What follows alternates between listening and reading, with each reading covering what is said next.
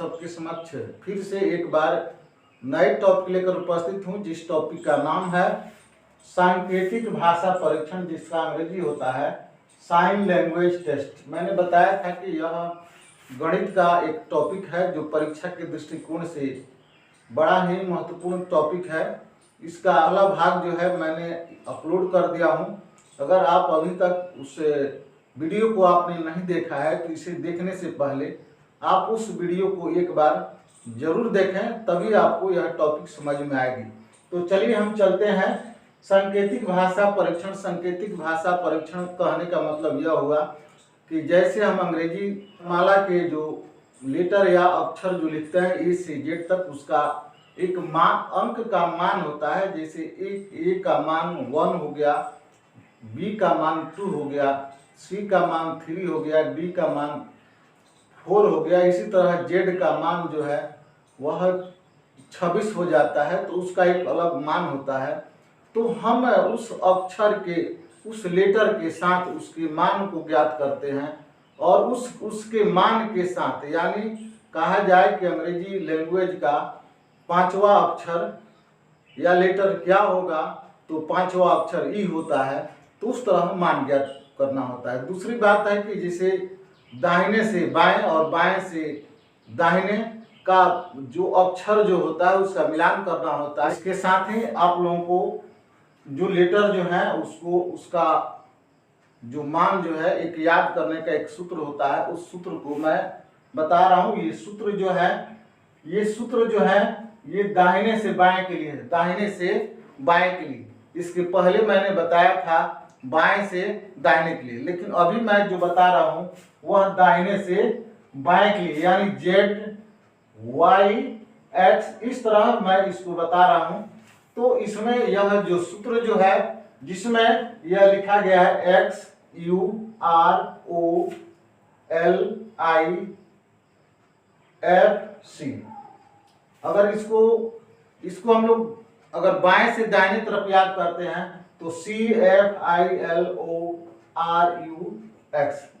अगर इसी को हम लोग दाहिने से बाएं की तरफ याद करते हैं तो XUROLIFC। तो देखते हैं जो x जो है यह दाहिने तरफ से जब हम चलते हैं दाहिने से बाएं की तरफ, तो यह तीसरा अक्षर है।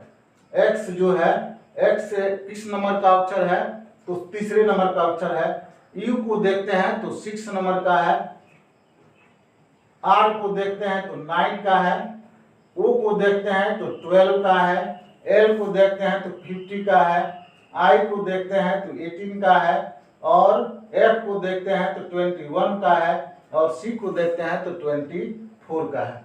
जब हम उल्टा चलते हैं तो इसका मान 3 हो जाएगा, इसका मान 6 हो जाएगा, इसका मान 9 हो जाएगा, इसका मान 12 हो जाएगा, इसका मान 15 हो जाएगा, इसका मान 80 हो जाएगा, इसका मान 21 हो जाएगा, और इसका मान 24 हो जाएगा।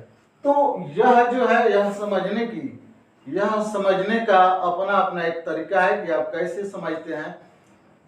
तो आप समझिए, और इस तरह के परीक्षाओं में अगर पूछा जाता है कि आपको 2 लिखना है, तो आप इसके पहले चले जाइए। 2 लिखना है तो इससे पहले चले जाइए। तो आप देखिए कि x के पहले कौन सा स्थान होता है, तो x के पहले y होता है। क्या होता है? y होता है, और तब क्या होता है? z होता है, x y z। तो यह हो गया 2 और यह हो गया 1। अगर आपसे कहा जाता है कि 4 आप देखिए, तो आप देखते हैं कि आपके दिमाग में स्वतः आ जाएगा कि यहाँ पर क्या रहेगा? W रहेगा, WXYZ। तो यह जो हो गया, यह दाहिने से बाएं की तरफ हो गया। जब हम चलते हैं तो जिसे माने कि यह C है, C का मान 3 है, हमको 2 का जानना है, तो तुरंत हम एक जो है पीछे चले आएंगे। तो देखते हैं 2 का मान जो है यहाँ क्या हो जाएगा? B हो जाएगा। क्या हो जाएगा? B हो जाएगा। अगर हमसे पूछा गया 4, तो दिमाग में यह है कि C का मान 3 होता है, तो एक आगे बढ़ जाएंगे तो यहाँ पर क्या हो जाएगा? B हो जाएगा। तो अगर ये सूत्र आपको याद रहता है तो आपको परीक्षा में इसके संदर्भ में जो प्रश्न आते हैं उसको हल करने में आपको दिक्कत नहीं होगी। और इस तरह की परीक्षाओं में इससे संदर्भित 2 या 3 या 4 प्रश्न आ ही जाते हैं, जिसको आप कवर करने में आपको दिक्कत होती है, आपका समय चला जाता है, इसलिए आपको याद करना जरूरी है।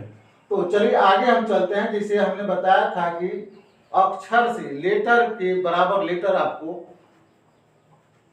उसमें उसका आंसर देना पड़ता है। इसका होता है कि जैसे जो बाएं से दाहिने है, बाएं से दाहिने जो लेटर जो है उसका पूछा जाता है कि दाहिने से बाएं। यानी जैसे मैंने बताया था कि यह जो है यह ए है, यह ए जो है यह जो बाएं से दाहिने, यह बाएं से दाहिने में देखेंगे कि यह जो है ए है। तो अब इसके बराबर आपको जो लेटर पूछेगा वह पूछेगा कि दाहिने से बाएं। तो दाहिने से बाएं आप देखेंगे तो इसका इधर से यह इसका नंबर 1 है, तो उधर से नंबर 1 देखेंगे तो यह क्या हो जाएगा, जेड हो जाएगा। फिर आप देखेंगे दूसरा नंबर देखेंगे, दूसरा नंबर बी है, तो इधर जब आप देखेंगे तो इसका मान क्या हो जाएगा, वाई हो जाएगा। तो उसके लिए विपरीत अक्षर जो है यानी अपोजिट लेटर हमने यहाँ लिखा है, इसको थोड़ा सा आप ध्यान देंगे तो यह आपका सूत्र जो है आपके दिमाग में बैठ जाएगा। और जब भी आपसे पूछा जाएगा उसका अपोजिट क्या होगा तो आपके बताने में दिक्कत नहीं होगी। आपसे पूछा जाएगा कि बाएं से दाहिने में यह लेटर है तो इसके सेम नंबर का अक्षर कौन सा होगा, तो आपको उसमें उसका आंसर देने में आपको दिक्कत नहीं होगी। तो देखिए यहाँ लिखा ए जेड, ए जेड क्या है, ए जेड, तो आपके दिमाग में बैठ गया ए जेड। दूसरा है B Y C X, A Z B Y C X D W E भी F U G T H S I R J Q K P L O M N N M O L P K Q J R I S H T G U F V E W D X C Y B और Z A. तो देखते हैं कि इधर से जब हम देखते हैं तो इसका मान जो है 1 है और इसका मान भी 1 है। इधर से देखेंगे इसका मान 2 है तो अपोजिट इसका मान भी 2 है। इसका मान देखेंगे 3 है तो इसका मान भी 3 है। इसका मान 4 है तो इसका मान भी 4 है। 4 कैसे है, तो हम चलेंगे बाएं से दाहिने चलेंगे तो इसका मान क्या है, 4 है। और जब हम दाहिने से बाएं चलेंगे तो इसका मान भी क्या है, 4 है। इसका मान देखेंगे 5 है तो इसका मान भी 5 है।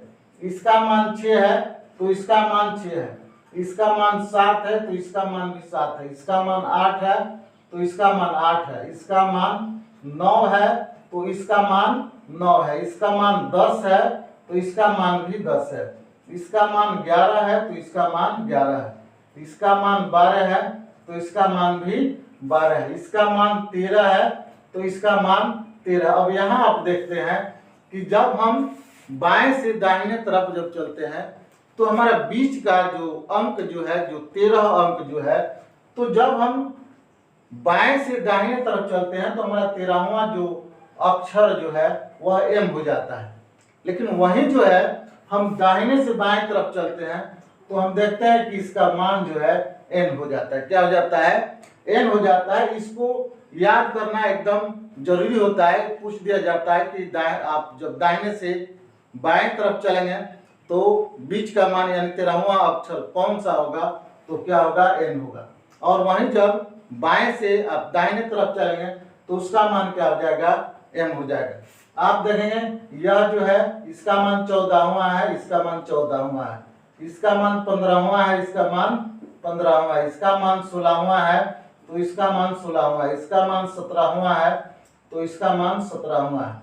इसका मान 18वां है तो इसका मान 18वां है।